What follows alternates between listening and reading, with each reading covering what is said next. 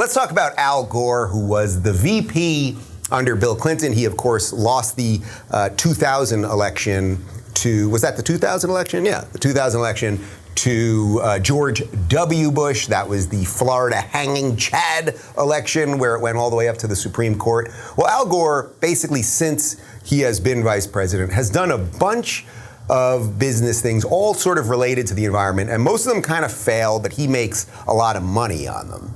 I'll get to some of that in just a sec, but just this weekend, he showed up and he's trying to freak people out on Trump, and I will only color this to say, look at the tone of his skin. For a guy who doesn't like Trump very much, he's going with the Trump bronze. Take a look. I would say, please do the right thing, acknowledge reality, stop hurting this country, stop undermining democracy, honor the great and honorable traditions of the United States of America. This cannot go on the way it is. Now, I will point out, Pamela, that it's kind of a sideshow, and people are turning off to it now. I really think they're beginning to. And Joe Biden's popularity continues to rise. Look at what he's done in controlling the pandemic. Look at what he's done in facilitating the incredible economic resurgence with a very strong climate plan, going overseas and really bringing the respect for the United States back up again after it sunk to a historic low during the previous 4 years for reasons we all understand. Man, Al Gore, what a ridiculous charlatan. What a snake oil salesman that guy is. Just to tell you one thing that Al Gore did after becoming vice president, Al Gore created a TV station called Current TV. Now, you've probably never heard of it, but basically he used all of his governmental connections to create this TV station. And the real value of a TV station, it was a progressive, really far left news network, right? I did 1 or 2 shows as a guest on the network, actually, way back when. I was a crazy lefty. It's all true. It's true, all of it. Anyway, he created this cable channel, and he used, basically, it's very difficult to get a cable channel, right? You can't just be like, call up Time Warner and be like, I want a TV channel. You got to have connections to do it. So he used all of his connections in government to get this left-wing network on cable. So, you know, it gets on Verizon and it gets on Time Warner or Spectrum or whatever it may be, whatever your local cable channel is. Anyway, the channel existed for a couple of years. It was an abject failure, ratings failure, lost a ton of money. And then what did Al Gore do? Al Gore then sold the channel, the worthless channel, for $500 million to the government of Qatar. He sold it to Al Jazeera, which is just the media wing of the government of Qatar. So, by the way, Qatar, can we confirm this? I believe it's the #2 oil exporter on Earth. I think I'm right about that. We'll get the exact numbers on that in just a second.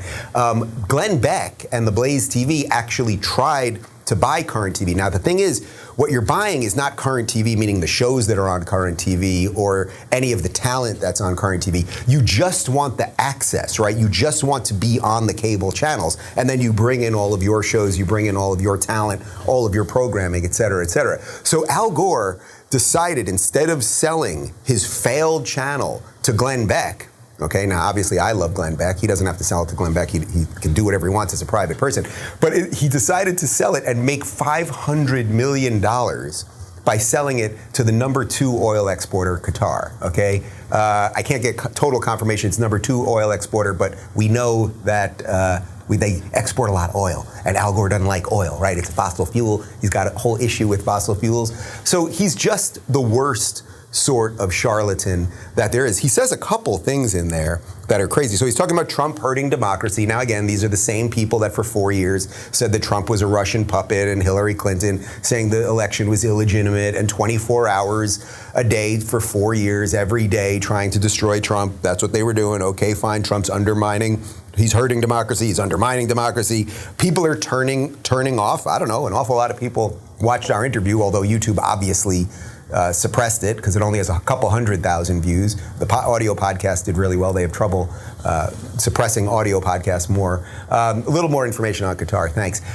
They have the world's third largest proven natural gas reserve, and is the second largest exporter of natural gas. I would like to know more on the fossil fuel side, but they export a ton of stuff. And either way, Qatar, they've got some human rights problems. I think you get the point.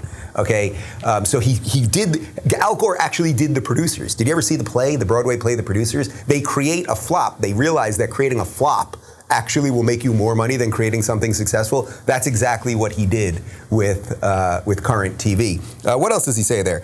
He says Biden's popularity is on the rise.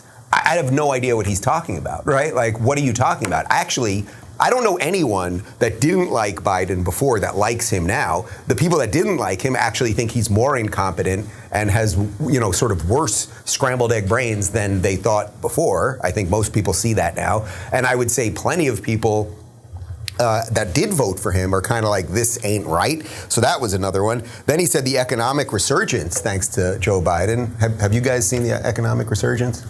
No? Connor? Nope. These guys haven't seen it. And they have jobs, okay? They haven't seen it. And then that the people overseas, this is the lefties always love this one. The people overseas like us more, the foreigners like us more, the Europeans like us more. Did you guys see the G7? Biden was wandering around. No, you're not getting a bonus. Nice try. I see what you did there. Biden was wandering around like an old man at an old age home, shuffling his feet, babbling on confused. There are moments where he's just completely freaking lost, but they like us more. Maybe you're right, actually, on that, Gore, because now they know we've got this, half-wit puppet up there that they can do whatever they want. So that's another one. And then, of course, we've done more on climate. We've done more on climate. Okay, fine. We've done more on climate. Like, no. He got us back into the Paris Climate Accords. The Paris Climate Accords, as we've talked about, were a non-binding agreement, but this is what lefties and progressives love. They love things that are just on a piece of paper. If you just do what I've done throughout the show, if you just scribble things down and you hand it to somebody, they love that. Oh, you said something nice and you put it on a piece of paper. It must be a thing. The Paris Climate Accords, which mostly put the onus on America to do things and pay into the system, had no mechanism to force any country to do anything, much less do we have any right as Americans to tell China and India, countries going through their industrial revolutions, do we have any right to tell them what to do? I thought we're supposed to stay out of people's business, So anyway, Gore is just terrible. And the fake tan thing, Can we put the video back up for just can we get here's 5 seconds look at this fake tan, man. I would say, please do the right thing. Acknowledge reality. Stop hurting this country. Stop undermining Acknowledge reality. You're white and pasty, man. Accept it.